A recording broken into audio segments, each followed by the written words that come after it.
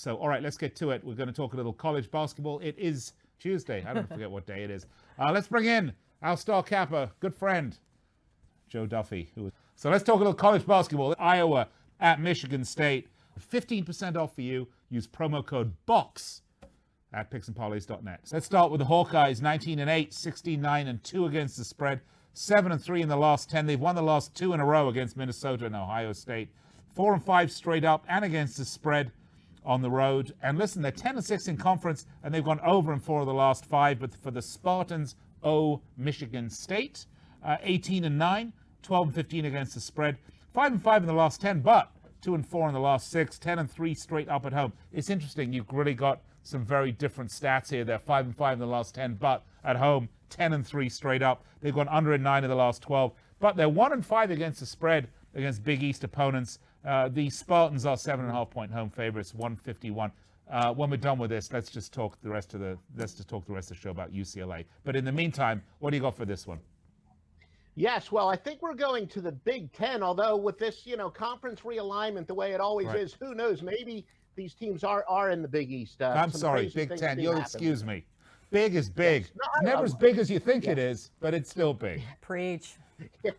Well, speaking of big, I do like big guys when it comes to pulling off upsets. Iowa, their big man, Luka Garza, 23.7 points per game, 9.6 rebounds. Look, you could have the two best players perhaps in the Big Ten in this game. But usually, you hear about teams, a lot of people say, I look at guard play. I like to look at teams that have big guys because they're usually tougher to match up.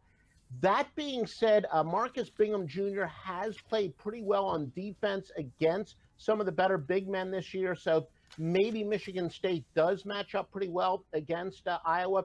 I think what's going to happen here is Michigan State, they had some luck against Nebraska doing some small ball, and I think they really want to develop that. Also, they got some scoring. They weren't quite as top-heavy, my Adrian Barbeau theory. They really got some balanced scoring against Nebraska, and I think they want to build on that. I really think they're going to go with a small.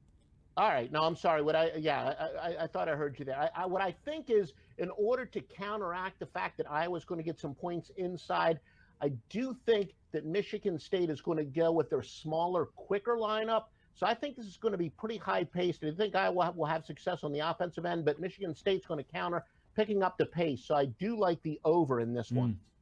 And what about the side? Are you going to take a side here? Because, it's hard to.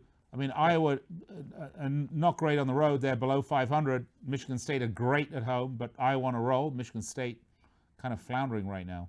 I do think that Garza will get enough points inside. Plus, Michigan State, can they get balanced production 2 games in a row? I like to bet on inconsistency. They had, nice balance scoring against Nebraska, but this is a little bit better team. So I think, if anything, Iowa would sneak within the number.